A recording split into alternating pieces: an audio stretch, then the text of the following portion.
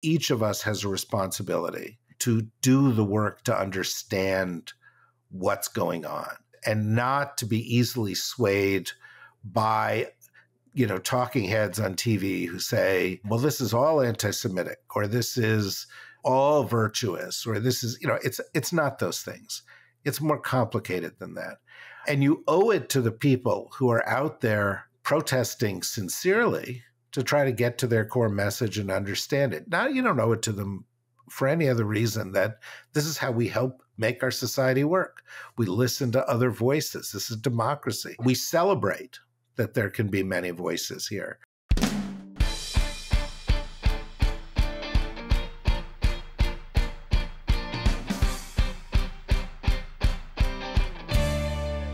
Hello, and welcome to the PoliticsGirl podcast. I'm your host, Lee McGowan. Let's get into it. I moved some things around this week so I could have my friend David Rothkopf back on the show to talk about what's going on college campuses in America in regards to the Middle East. For those of you who didn't hear David and my conversation back in January regarding the Israel-Gaza, Palestinian-Hamas crisis, I would highly recommend you go back and listen to that episode. It gives a lot of history of the conflict, and David offers a lot of important insight into many of the faces of the response since Hamas attacked Israel on October 7th, 2023. Today, however, we're going to discuss how the crisis has escalated in America, particularly on American college campuses, and the reaction around the country in response. For those of you who don't know, David is the CEO of the Rothkopf Group, a best-selling author and journalist and host of the Deep State Radio podcast. He served as Deputy Undersecretary of Commerce and International Trade Policy in the Clinton administration, has worked as a professor in international affairs at Columbia University, Georgetown, and Johns Hopkins, and is a contributing columnist to The Daily Beast and a member of the board of contributors of USA Today. David has authored hundreds of articles for multiple publications and is a regular commentator on pretty much all broadcast media. He is also a Jewish man who believes in the right of Israel to exist, but was critical of the Americans' unconditional support of the war that was being waged by the Israeli government on the people of Gaza. I'm having him on today to talk about what's going on in the Middle East and much closer to home in our college campuses because I wanted his insight and perspective. And I'm going to say again, as I did the first time we broached this topic, that I understand that I'm not in the position to weigh in fully on any of this, other than to say I'm in full support of Israel's right to exist in peace, the right for Palestinians to exist in peace, and my absolute opposition to terrorism of any kind, like what we saw Hamas inflict on the Israeli people. I am also against any sort of war crimes that we appear to be watching in some form under the terrible leadership of Benjamin Netanyahu. I am adamantly against anti-Semitism in all forms, just as I am against Islamophobia in all of its forms. But I say that acknowledging that I am also not a big fan of organized religion in general, particularly when it causes people to see others as less than or is used as a device for hate and division. I believe we are dealing with a deeply nuanced issue here, but I want to be clear that terror and hate are never the answer, and if that is the route you are taking, I believe you are on the wrong side. Anyway, less from me, more from our guest. Without further ado, please welcome best-selling author, international expert, and brilliant thinker not afraid to ask the hard questions, David Rothkopf. Welcome back, David. Hi. Hi. Thank you so much for taking the time to come back so soon. Our conversation in January about this issue was so helpful, and I reached out to you because I've been watching what's been unfolding on college campuses with real uncertainty. I don't believe we're getting the full story from the media, much like the horse race, neck and neck thing we're seeing with the presidential race. I feel like they're pushing a narrative with the protests that doesn't tell the full picture, and it leaves us feeling either outraged or confused. And as someone who is a passionate supporter of America's First Amendment rights, I watched Robert Reich say taking a stand against a perceived wrong, or at least provoking a discussion and debate, is what should be happening on our college campuses. But then I question when you get to the point in your protests when you're instilling fear in others, or if your actions are making a targeted minority feel unsafe, or if your school is forced to shutter its doors, or students are being denied access to public spaces or classes based on their faith. And you start to feel like, okay, how much do we accommodate your freedom of expression, and where are we going wrong here? Because I know, as it turns out now, one side of this argument has ended up with the support of some of what I would say are the worst people in the world now, with the Ayatollah behind them and Hamas itself behind the protests here in America. And I think, geez, something has gone wrong here. There should be nothing inherently anti-Semitic about condemning the ongoing destruction that is happening in Gaza. And yet that is not how it's actually playing out around these campuses in America. So please give me your take on this. Well, first of all, I think your take is clear as a bell and exactly right. We live in a country where we value First Amendment freedoms. They have helped drive us forward throughout our history. They have helped identify, the kind of stars to steer by as we move forward, as we achieve progress, whether it was at the beginning of the country or the Vietnam War or civil rights or apartheid. These kinds of demonstrations are helpful. But having said that, if a demonstration turns to violence, if a demonstration turns to hate speech, if a demonstration disrupts a campus, then it's gone too far. And so you have to have some clear rules that allow for open discourse, that actually encourage it, because that's actually what campuses are supposed to be for, but that do so in a way that ensures that these are safe, that they are not infiltrated by outsiders trying to hijack the events for their own particular purposes, and that are devoid of the kind of provocative or intimidating hate speech that has no place in these discussions. The problem is, you turn on the TV and, there are all these analysts. It's kind of become like a Rorschach test, because every analyst sees in this what they want to see. And if you're looking for anti-Semitism, then you're going to say that's what they're about. And if you think Hamas is on campus, you're going to say this is Hamas. And if you oppose the war in Gaza, you're going to say, well, this is just a natural way to express all that. When you turn on the TV, you see people emphasizing things that aren't at the center of this. Most of these protests are peaceful. Most of these protests do not involve hate speech. Most of these protests are simply oriented towards one, to my mind, extremely reasonable goal, which is stopping the killing of innocent civilians in Gaza or anywhere. And if students, my friend Ed Luce at the Financial Times has a column today, and, he said, if the students on our campuses were not protesting the kind of killing that's going on in Gaza, then we would have an even bigger problem. Yeah. I just feel incredibly uncomfortable with the word Zionist becoming a bad word, because I was under the impression, and you tell me, because clearly I'm a massive WASP, but I was under the impression that Zionist meant you believed in the right for Israel to exist, the right for Jewish people to have a safe place in the world. And now we're seeing people writing and equating the word Zionist with these terrible geopolitical politics of the Netanyahu government.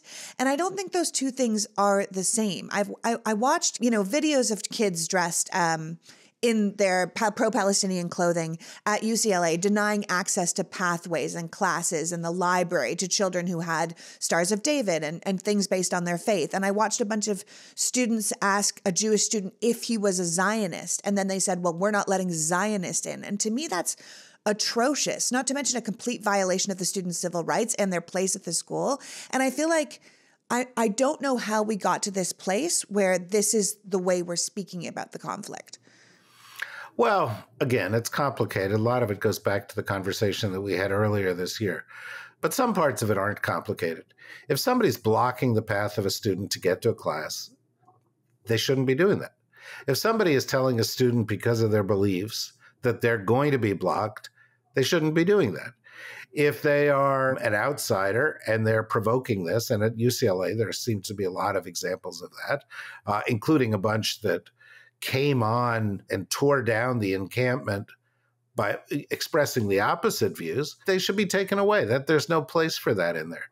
Now you get to a second view, and that is the question of the use of the term Zionist. And this one is one of those where, we could spend the next hour deconstructing where these terms come from. But here's the reality. The term Zionist represented a political movement. It's not a religious term, right? It represented a political movement by a group of people who felt that Jews should have their own homeland. Now, this movement, which started around the turn of the last century, ultimately led to the establishment of the state of Israel. There are a lot of Jews who were not supportive of this movement, some because they're extreme religious views, others because they may have other kinds of views about how a state should be organized or whether there was a fair claim to the state that was made by Israel. One of the problems that has happened in this whole Gaza debate is that a number of groups, some well-meaning groups, but they've gone and said, well, if you oppose Zionism, you're an anti-Semite. Well, that's ridiculous. That's just ridiculous. Why is that ridiculous? Well, because, first of all, you might oppose Zionism because you believe in separation of church and state. You might oppose Zionism because the Zionist state, as it has been created now, doesn't adhere to other principles that you value. For example, as an American, I believe that the legitimacy of a government derives from the consent of the governed. But there are people who are within borders controlled by Israel who do not have a say in the outcome of the government, whether it's in the West Bank or in Gaza. And so you might say, well, the idea of Zionism is appealing to me, or the idea that Jews should have a state is appealing to me.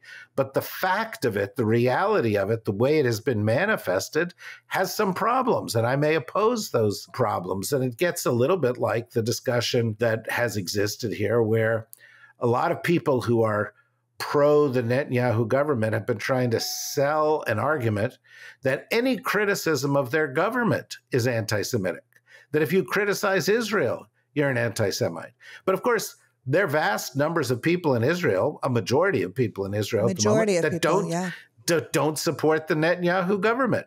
So it's not anti-Semitic for all those Jews not to like this government that has caused so much mayhem, corruption. It's just a terrible government full of extremist people. But this is where we get into the real problem here. Different groups are trying to claim terms. I mean, the White House yesterday, and I'm very supportive of the White House in most of what they do, put out a statement saying that the term intifada is a hateful term. Intifada just means uprising. There are people who say, and this will be controversial to some of your listeners, but there are people who say the term from the river to the sea is a hateful term because it implies that there will be no Jews between the river and the sea, and that this implies cleansing, away the Jews from that image of what a Palestinian state is. And does it not mean that? Because you do hear that in songs, in chants. It could mean that, and it depends on the context. But the view of Israel that is offered by the Netanyahu government is of an Israel that extends from the river to the sea. It is of an Israel that negates the rights and claims of Palestinians to that land. And it has manifested itself in dislocating Palestinians from their settlements in the West Bank. It has manifested itself in this onslaught against Gaza. And so, this is where you remember the Claudine Gay, the president of Harvard, and she goes and she's asked, what do you do about this kind of thing?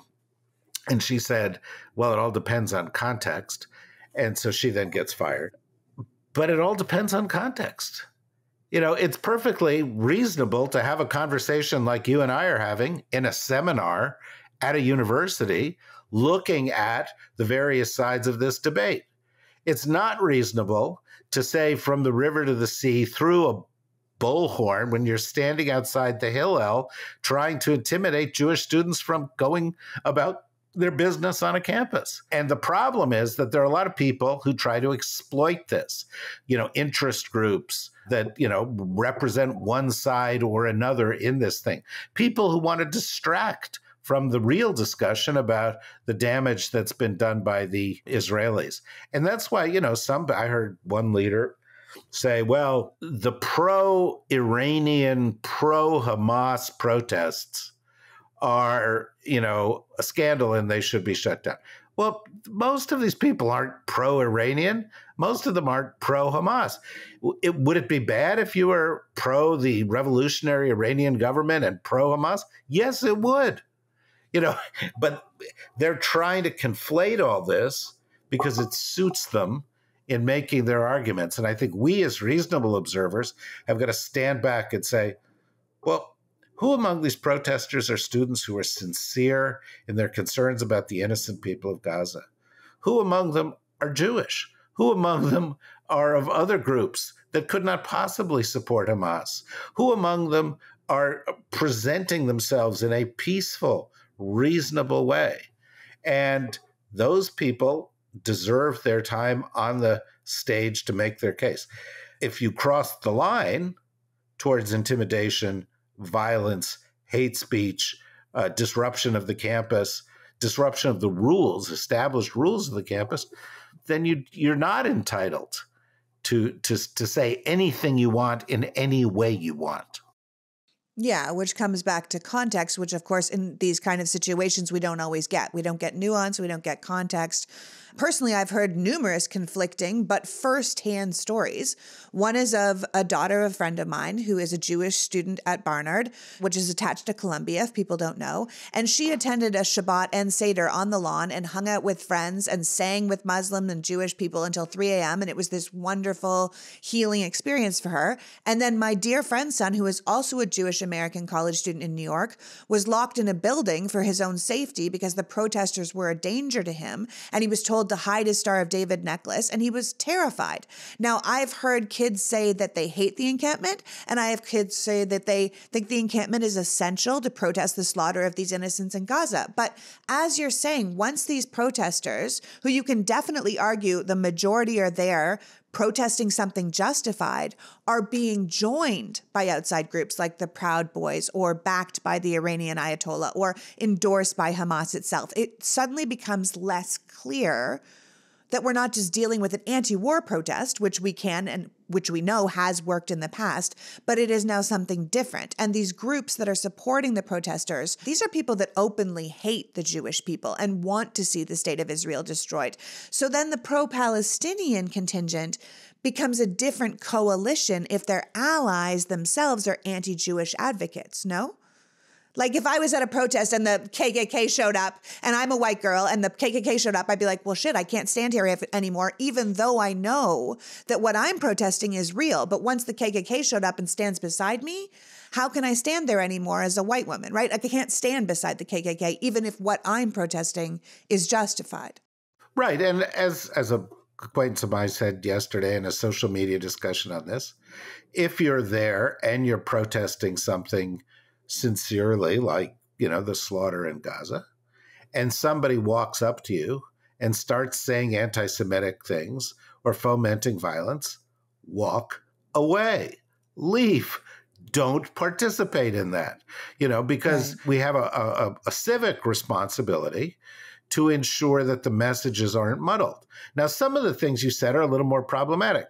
So, for example, if the Ayatollah says, I support these protests, well, that doesn't devalue everything that's been said in a protest that's fair and reasonable. He's just trying to ride it for his own purposes. So That isn't automatically bad. But if you're standing there next to some Proud Boy and they're, stirring things up, and by the way, they're not pro-Jewish either, right? But if you're they're definitely not. Right. But if you're standing next to one of them and you go along with it, if you tolerate it, then you're complicit, and that's on you. And so where you begin with, and a lot of campuses have not had big problems with this, is having very clear rules. You may speak, you may demonstrate. You need to do so in a certain place. If you do so in a public place, you may need a certain kind of permission. You can't do it in this place. You can't block people's access. There can't be outsiders involved in it. You can't do it in an intimidating, whatever it is. And once you have rules like that, then it's quite easy for the administration to say, well, you're in violation of the rules, and so you're going to pay a price for that. If you're making up the rules as you go along, then you get into another kind of a problem. And that's what's happened, particularly in Colombia, where, all of a sudden we've got the New York City Police Department getting involved in this thing, people who are, licensed to use force, who tend to be brought into violent situations that are almost inevitably going to escalate the violence that's associated with this. And that's happened in Texas, it's happened in California, and so forth. And look, there's another perspective on this. I went to Colombia. In fact, and this sounds like, an advertisement for my family, but it's not. My daughters went to Colombia. My parents went to Colombia. My grandparents went to Colombia. My great-grandparents went to Colombia. I taught at Colombia. My dad taught at Colombia. My grandfather taught at Colombia. I feel deeply involved in Colombia.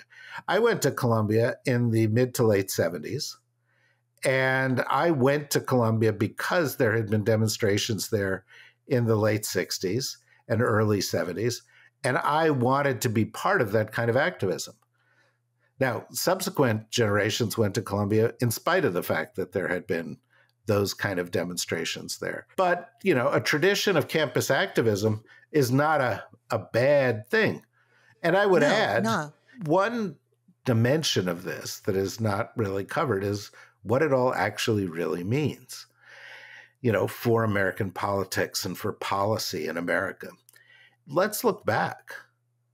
Civil rights demonstrations, Vietnam War demonstrations. When I was at Columbia, there were big demonstrations to free Soviet Jewry, to divest from South Africa in order to end apartheid. There were demonstrations against American wars throughout. Every time there is a war, there were BLM demonstrations. There have been all sorts of demonstrations there. Almost always the demonstrations, even though they make somebody uncomfortable, end up signaling where public policy is going. This is the younger generation. They are exposing us to the beliefs and views they've got. And I think one of the things that's particularly disturbing to the Netanyahu, hard Israeli right, mainstream, traditional pro-Israel organizations in the U.S., is that what these demonstrations signal is that U.S. views, the views of the next generation towards Israel, are not as reflexive as they were. They're not automatic. People have got to live up to this idea of shared values in the relationship, which the current Israeli government has drifted away from. And so I think another thing we ought to do as we look at this is say, well, what does this tell you? Because now it's coast to coast. There's a lot of places that's going and having this kind of thing. What does it tell you about prevailing or potentially prevailing views in our own body politic? Yeah, I think the Netanyahu government being far right wing, and obviously Netanyahu himself has some sort of benefit in this war continuing because the majority of his country is not behind him. Most people want him replaced when the war is over. So it behooves him to keep the war going. In some ways, it reminds me a lot of what we're doing here. Like if Trump was in charge and Trump had done something outrageous and people were saying, what are Americans doing? This is terrible, death to America because of our behavior. It would be very hard for certain Americans because we'd be like, this isn't us. This is our government, and I think that's in some ways what's happening in Israel.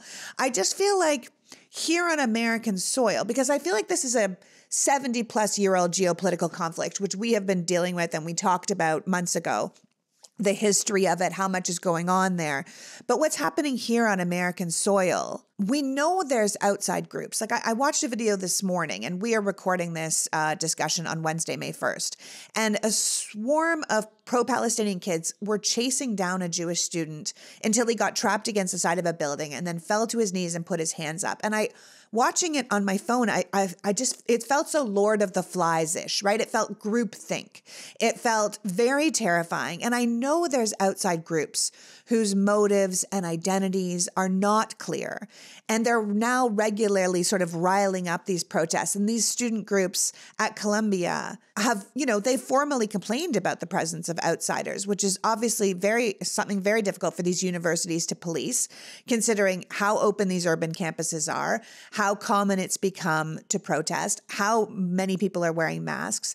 And so now we have this bad faith domestic and foreign actors pumping up and supporting these protesters on social media, attempting to build them up into something that undermines the Biden campaign, which I think we can't but notice, undermining Jewish people in general, undermining the state of Israel, which, as you say, might be a thing that we need to question. That it might be that people are like, are we going to blindly support Israel moving forward? Or do we want to say, hey, these are not our shared values anymore, and we would like to see something different? I think a lot of Israelis would like to see something different. Whatever the intent, it's hard not to feel like a lot of these students are becoming pawns in a bigger game that they might not be part of. Do you see that at all? Because I don't think that American college students should be afraid of their fellow American college students simply because they're Jewish or simply because they don't believe the same thing.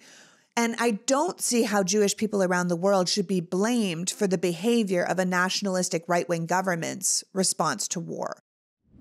If I asked you how many subscriptions you have right now, would you be able to tell me? How about how much they cost? Most people think they could, and most people are wrong. In fact, 75% of people have subscriptions they've completely forgotten about. 75%. It's amazing how much money these companies are making off us, and we don't even know. That's why Rocket Money is so helpful. Rocket Money is a personal finance app that finds and cancels your unwanted subscriptions, monitors your spending, and helps lower your bills so you can grow your savings. It shows you all your subscriptions in one place, and if there's something you don't want or can no longer afford, Rocket Money can help you cancel it with a few taps. Rocket Money will even try and negotiate for you to get a refund for the last couple of months of wasted money and negotiate to lower your bills for up to 20%. All you have to do is take a picture of your bill, and Rocket Money does the rest. It's a terrific service, which is probably why Rocket Money has over 5 million users and has saved a total of $500 million in canceled subscriptions, saving its members up to $740 a year when using all of the app's features. So stop wasting money on things you don't use and cancel your unwanted subscriptions by going to rocketmoney.com/politicsgirl. That's rocketmoney.com/politicsgirl. rocketmoney.com/politicsgirl. Support for today's episode comes from Honeylove. Honeylove has revolutionized the bra game by saying goodbye to underwire without sacrificing lift. Honeylove's bras feature supportive bonding that eliminate the need for uncomfortable wires and offers a wide range of sizes while catering to the diverse needs of all women. It might just be the time to spring clean that bra drawer. If you're someone in my audience who wears bras, or someone who would buy a bra or shapewear for someone else, then Honeylove is a company you should really check out. Bras shouldn't cause bulging in the back. They shouldn't dig into your shoulders or ride up, and your shapewear shouldn't take away all your curves and turn you into someone else's version of what you should look like. If you want a go-to bra, it's the crossover. It's comfortable and supportive without the wires. If you want something more relaxed, I recommend the V, that gives you all the comfort but without that dreaded uniboob look. Their shapewear has the signature X, which targets and sculpts your midsection without squeezing out all your natural curves, and it won't ever roll down thanks to their flexible boning hidden in the sides. These are products that will make you look good and feel good. As Honeylove says, they aren't just supporting women, they're empowering women. So treat yourself to the best bras and shapewear on the market and save up to 20% off at honeylove.com/politicsgirl. Use our exclusive link to get 20% off at honeylove.com/politicsgirl to find your perfect fit. And after your purchase, when they ask you where you heard about them, please support the show and tell them that we sent you. Free the pain and discomfort. Keep the support with Honeylove. As they say, honey, you deserve this. honeylove.com/politicsgirl. Today's podcast is sponsored by Sundays for Dogs. you have heard me talking about my beloved Golden Doodle chips and his devotion to Sundays for Dogs. Sundays for Dogs is a fresh dog food made from a short list of human-grade ingredients. It was co-founded by a practicing veterinarian who tests and formulates every version of each recipe. Sundays contains 90% meat, 10% superfoods, and 0% synthetic nutrients or artificial ingredients. And unlike other fresh dog foods, Sundays doesn't require refrigeration or preparation because of their air drying process. So you can just pour and serve. I've said this before, but I'll say it again. I love my boy, but he is a picky eater with a sensitive stomach, so getting him food that he likes and is also good for him has been a production. But Sundays for Dogs has made it so easy. He likes the beef, he likes the chicken, his stomach seems normal and settled. It's been really impressive. Plus, it's so easy to serve. I'm not making as much garbage with the canned foods, and it's delivered to my home on a reoccurring order. So I'm making far fewer trips to the vet for their specialty food and their terrible, terrible parking. If you want to try this terrific food for your dog, go to sundaysfordogs.com/politicsgirl to get 40% off your first order. That's sundaysfordogs.com/politicsgirl, or use the code politicsgirl at checkout for 40% off. Because I'm sure your dog is just as special to you as my chips is to me, and they deserve food they actually want to eat and is good for them. sundaysfordogs.com/politicsgirl. I don't see how Jewish people around the world should be blamed for the behavior of a nationalistic right-wing government's response to war. Well, but again, you're the most commonsensical person out here talking about these issues on a regular basis. And the reality is, of course, what you're saying is true. That's a horrible story about people chasing down a Jewish kid and him being terrified and so forth. And of course, Jews shouldn't be blamed for that government. By the same token, that government shouldn't be able to use the Jewishness of the state it represents as a shield to protect it from criticism when it does horrible things. And Palestinian protesters or people who are reasonably offended by the death of tens of thousands of innocent people in Gaza should not be immediately redefined or defamed by the action of a group of people who may be outside agitators who may not be actually expressing their own views. And so that's why it's really important that you read good analysis. And by the way, there are a lot of student journalists out there who are covering these things. I know at Columbia, the Columbia Spectator and the radio station WKCR have been covering these things extremely well. Students from the journalism school have been covering this extremely well. Go find reports, because you'll find just what you have described. The vast majority of reports are of peaceful encampment, people getting along, kids lying on the lawn talking to each other, eating meals. It's not a violent thing. There are reports of outsiders, very disturbing. There are reports of people with extreme views. We don't know who they are, very disturbing. And we need to be able to unravel this. We need to be able to unravel it. What's the prevailing underlying objective? Is there a sincere point of view we need to hear here? Are there people trying to distort that perspective? How do we get them out of it? Are there people making these campuses more unsafe? How do we get them out of here? How do we get back to the tradition of open exchange, intellectual discourse, freedom of expression, which is essential to the college campus experience, and enable people with a real point of view to present that point of view and be heard?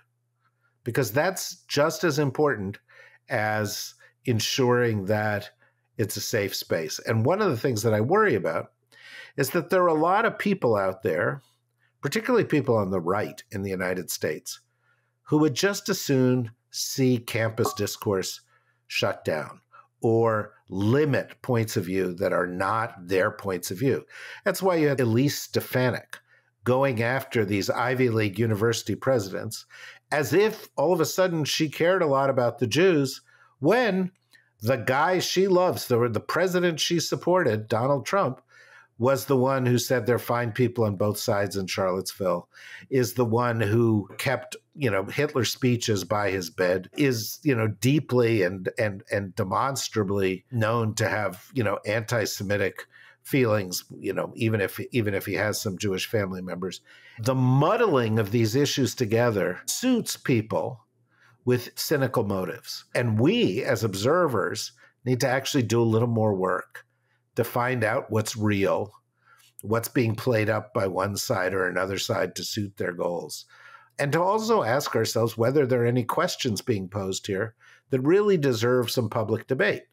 Like, this week there's it may be that the International Criminal Court issues arrest warrants for Bibi Netanyahu and some of his generals. And the Hamas people, both, which I think is fascinating. Fascinating. And also, and I'm just going to take a big leap here, and I don't want to put words in your mouth, but perfectly reasonable. If people commit war crimes on either side, hold them to it. Now, but the U.S. government is saying, oh, no, we don't believe in this stuff, which gets us into a whole other issue because the U.S. government doesn't like the International Criminal Court because we do horrible things periodically, and we don't want to be held to account for them.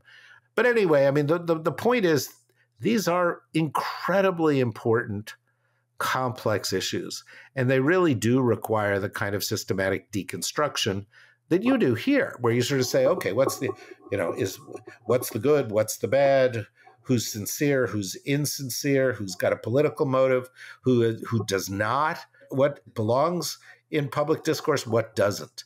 And there's no simple answer. If you just want to be able to sort of say, oh yeah, these are bad or these are good. And by the way, that's what most of the discussions are that I hear on TV. There's not a lot of nuance. Yeah.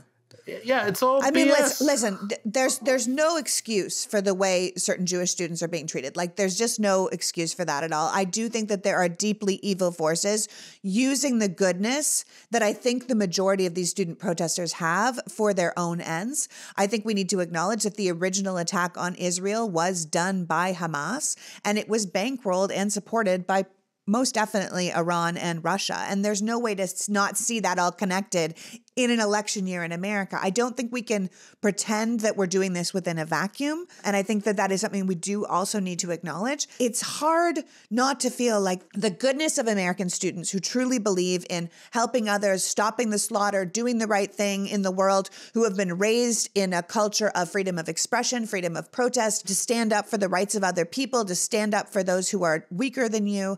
In some ways, I feel like I don't want to see these groups who are doing this from a purely good point of view being manipulated, because there's been lots of slaughters around the world, right? Like, we had huge genocide in Syria, huge genocide in Sudan. What's happening with the Uyghurs in China is absolutely atrocious. And yet college students weren't out in force for this. So it's hard not to see that this crisis in Gaza, a crisis that we have to be honest was started by the leadership of Gaza when they attacked Israel in the first place, is being pushed and fed by outside forces so that the pureness of what these students started to stand up for is now being manipulated. And then, of course, you mentioned the police, right? And I think we need to be really honest that these protests are becoming very politicized. Having the police called in to deal with these protesters, and then you see this horrible footage of the American police forces brutalizing protesters. And I feel like, oh, great, now we're dealing with yet another problem, and a very American problem, which is the over-militarization and the violence of American law enforcement. And it really feels like our enemies are using multiple weaknesses against us, which is clever if you're in a proxy war of sorts. Our hope, our faith, our democracy, our right to peacefully protest, even the fact that we have a problem with our police. It's all kind of coming to a head in America right now. It feels manipulated by outside forces. Do you see that at all? Or am I conflating that in my mind? No, you're exactly right. And I think but it's being manipulated on both sides, and you have to see it as being manipulated on both sides. There are people, Benjamin Netanyahu yesterday, well, these campus protests are like the German protests of the 1930s. Well, like, slow your roll there, buddy. That's not exactly what they are. And, we talked about this the last time I was on here. I think it's perfectly reasonable for somebody to be appalled by Hamas, appalled by the Hamas attacks on October 7th, disgusted by what they did in every respect, want the hostages to be freed, and also to be appalled by the killing of innocent Gazans. This was my naive view. I've only been doing this 30 years, but my naive view was that if I opposed the killing of innocents on both sides, that would be seen as a reasonable position. But this is so overheated, this environment, that if I say something like, oh, we shouldn't kill those Gazans, guess what? They come down like a ton of bricks on me. I have been called an anti-Semite. I, son of Holocaust survivor, have been called an anti-Semite because I think that we should take the humanity of the people of Gaza into consideration here. And by the way, I don't recall many debates like this in my life. It's so overheated.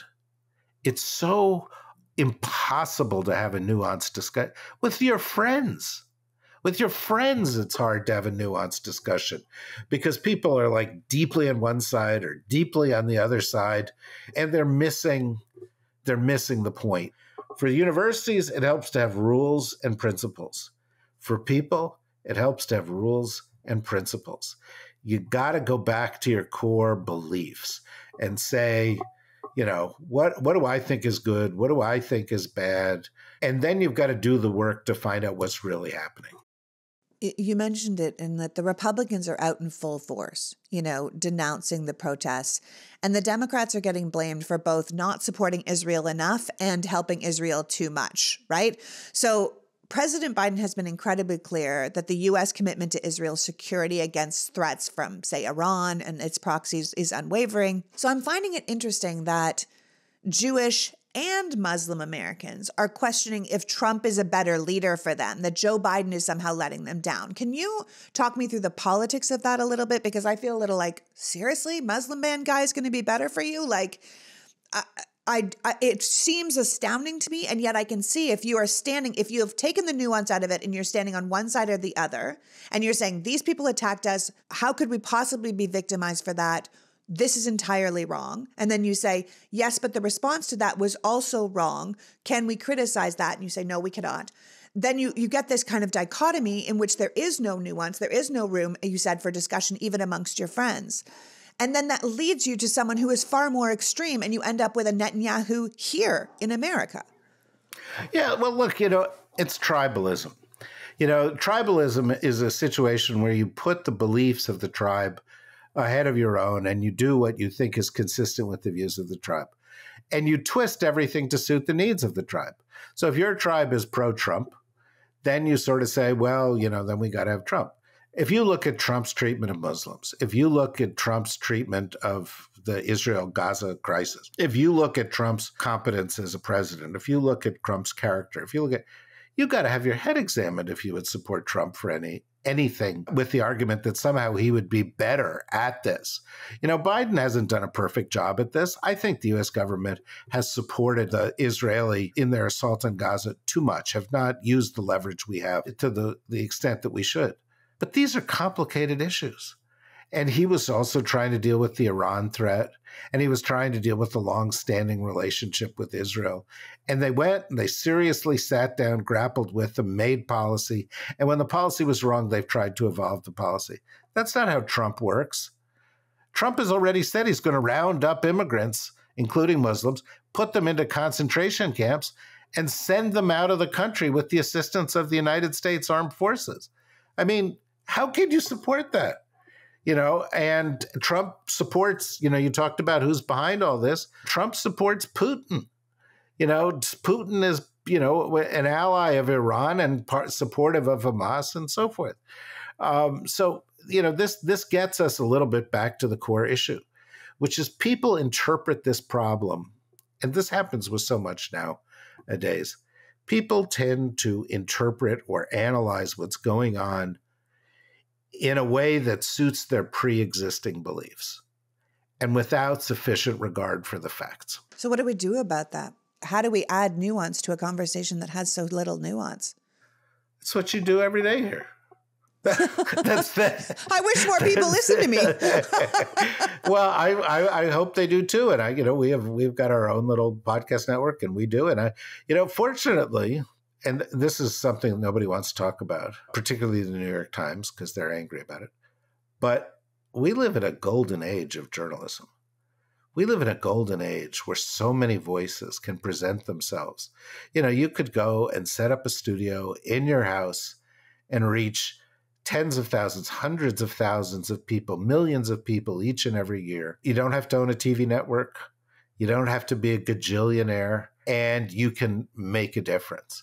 So there are a lot of voices. There are a lot of places out there as a result of that where you can find nuance, where you can find, my network, I think we do 15 or 17 podcasts a week now, but they're all expert-based. What we try to do is we try to find experts, and I know this is what you do, and you try to get expert perspectives and give people perspective. And so you may not get that on cable news, but there are a lot of places you can find it. It's out there. And I think we really need to appreciate that. There's a lot about the media environment today that offers great richness to people who seek it out. Yeah. Well, speaking of outside sources, I was listening to Simon Rosenberg talk about this topic, and he summed up what I've been thinking pretty well. He said, I support the right to protest. Universities should not be bringing in police with riot gear. Bibi Netanyahu is a historic failure. He's a malevolent global force that needs to go. Too many Gazans have died, but we need to have a serious conversation about these protests and their tactics, right? Far too often, these protesters around America, whether it's through ignorance or malice, as Rosenberg says, it becomes a cross between being pro-Palestinian to leaning into supporting what is essentially its own genocidal axis of Hamas, Hezbollah, Iran, Russia. And then when you start standing next to someone who's calling for the elimination of Israel and the Jews, like you said, if you are a good person there for good reasons, you have to say, I'm not part of this, and you must walk away. You have to see the nuance in it. And these moments where protests transfer from being peaceful to calling for war and violence against Israel, against the US, against the West in general, we can't be supporting that. And I think that that is something we need to keep coming back to, right? That the tactics that these protesters have gone to, beyond peaceful protest, to disrupting events, to shutting down traffic, to illegally occupying property. These are things we need to say, this doesn't stand up with our values. The same way we would say to the Netanyahu government, the way you are behaving, though we are your ally, does not stand up to our values. And I think, like you said, we have to come back to having rules and principles. We have to have rules and principles as protesters. We have to have rules and principles as citizens. We have to have rules and principles as players on the global stage. What would you like the audience to remember after leaving this discussion? How do you think we're going to find our way out of this mess? What do you think we should be considering? Or what do you think we should be asking of our leaders at universities and in government to be doing at this time that, as you said, is getting so heated?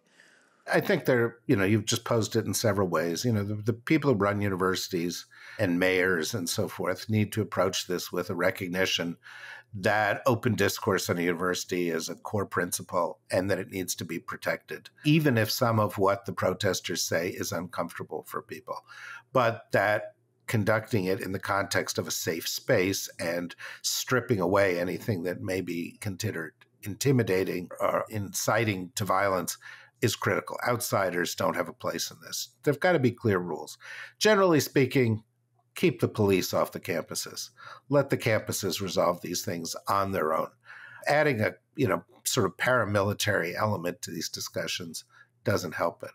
But I think the other part of it is that each of us has a responsibility to do the work to understand what's going on and not to be easily swayed by talking heads on TV who say, well, this is all anti-Semitic, or this is all virtuous, or this is, it's not those things.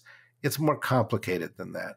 And you owe it to the people who are out there protesting sincerely to try to get to their core message and understand it. Now, you don't owe it to them for any other reason that this is how we help make our society work.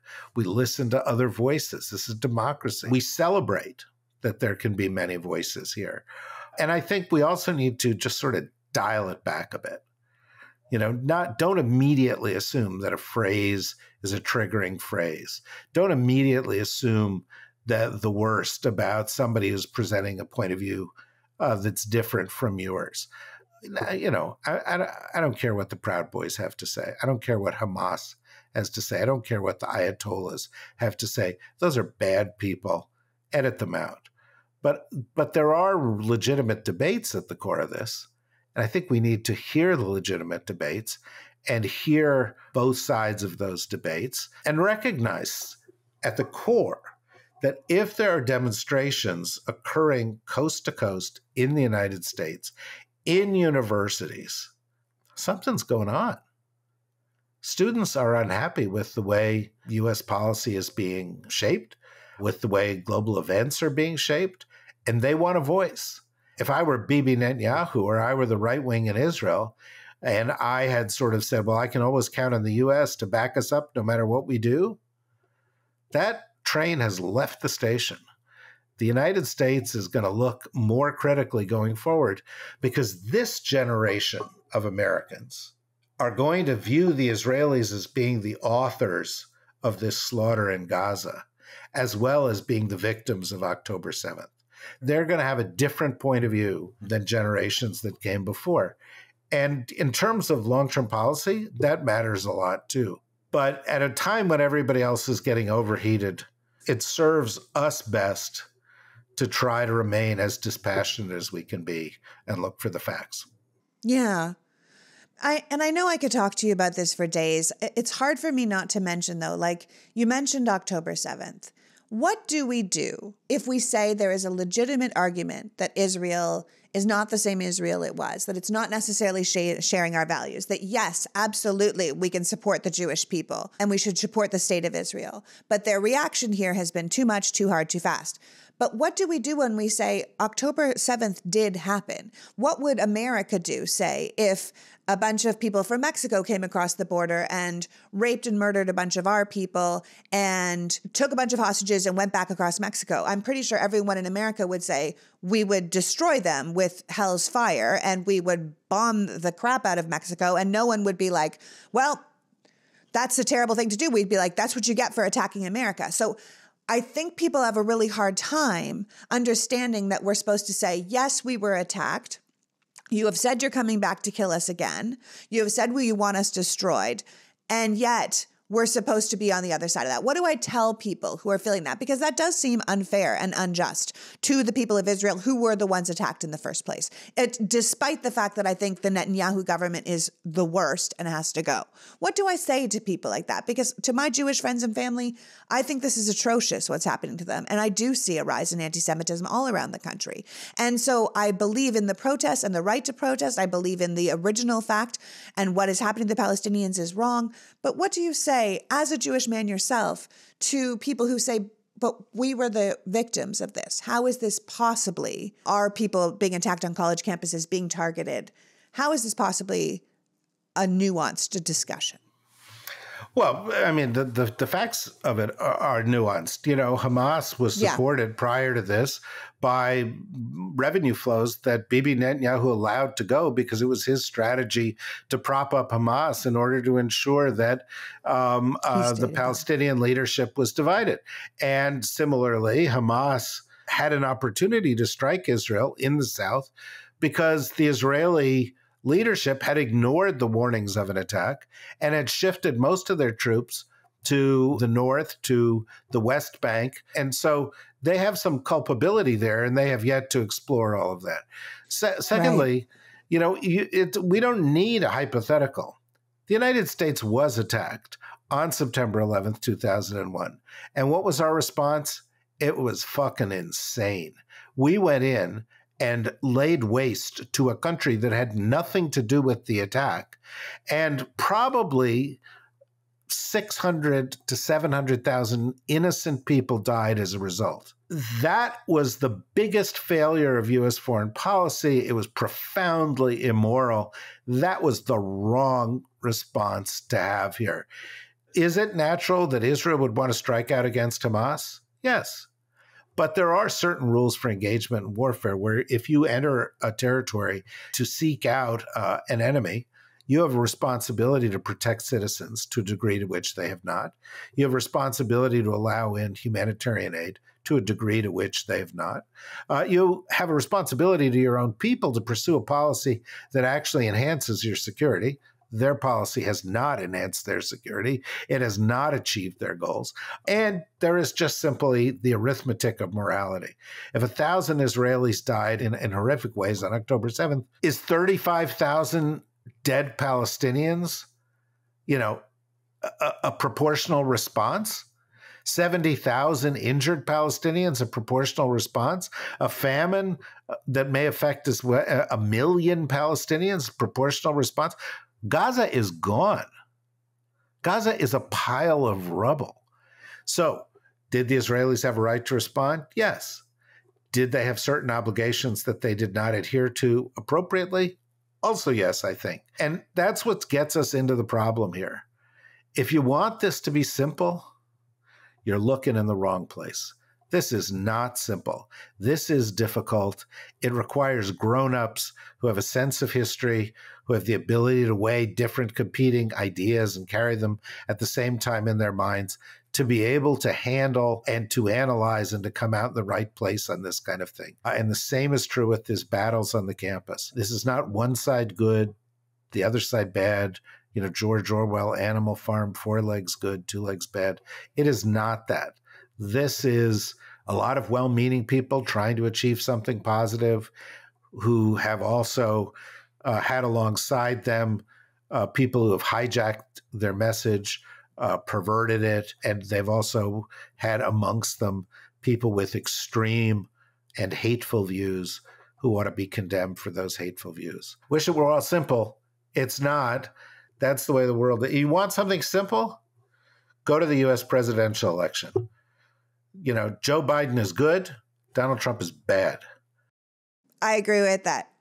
There you go. Look, at the end of the day, I really hope, as Rosenberg also writes, that these universities and colleges are already planning how to use these protests to create a respectful and serious wide campus discussion and debate in the fall, that we can actually open a real discussion about this, that we might be able to use these protests as a teaching moment for the next generation rather than having it devolve the way it is right now into hate and violence, that it is best that we have a constructive next chapter in this conversation, and we shouldn't fear the debate. We shouldn't fear the nuance.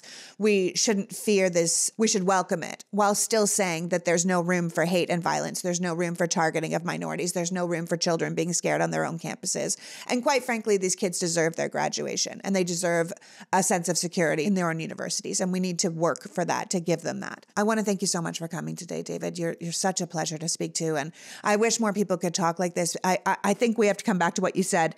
In reality, we need a bunch of grown-ups with a sense of history who can have these discussions. And again, that comes right back to leadership. We have a presidential election this year. We have to make sure we're choosing the grown-ups in the room because the world is a messy place and we need people that can't just separate it into black and white and understand that there's going to be millions of shades of gray if we're going to make real decisions that help real people. You do that here all the time on your podcast, and I think it's real important, and that's why it's always a pleasure to come here and talk to you. Thank you. So that was David Rothkopf, reminding us that we require leadership of both our governments and our universities who are grown-ups with a sense of history and nuance. That our tendency to be tribal has turned these conflicts on university campuses into a Rorschach test where people see what they want to see. That it's essential that our universities and our people have rules and principles rather than simply making things up as they go along. This gives us a structure in which to function safely and makes things more fair. If you break the rules, there should be consequences. If you don't live up to the principles, you will be held accountable. We should be able to say that every American citizen has the right to protest, but not to dominate or intimidate. We need to be able to acknowledge that when we, in good faith, stand alongside someone working in bad faith, we must walk away rather than being a pawn of outside forces that do not align with our values. We can be unwavering in our belief that our students deserve to be safe and protected, while still believing that other students deserve to be heard and respected. This is a conflict that will no doubt continue, but we need to be aware of those trying to use this conflict to their advantage. We can support the Jewish people, the Jewish state, and the Jewish faith while still being critical of the actions and values of the Israeli government, just as we can want to protect the innocents in Gaza while still acknowledging that the actions and values of their leadership is completely unacceptable. To me, this keeps coming back to leadership. Bad leaders, whether they be leaders of a protest group, a university, or a government, can make bad decisions that hurt a lot of people. And bad leaders are usually the ones who take nuance and responsibility and values out of the equation. We see it in Israel, we see it in Gaza, and we need to be very careful that we don't elect it in America. I want to thank David for joining us today and you for caring enough about democracy to be here. Until next week, PG out. The PoliticsGirl podcast is written and performed by me, Lee McGowan, in partnership with the Meidas Media Network, and produced and edited by Happy Warrior Entertainment. All rights reserved.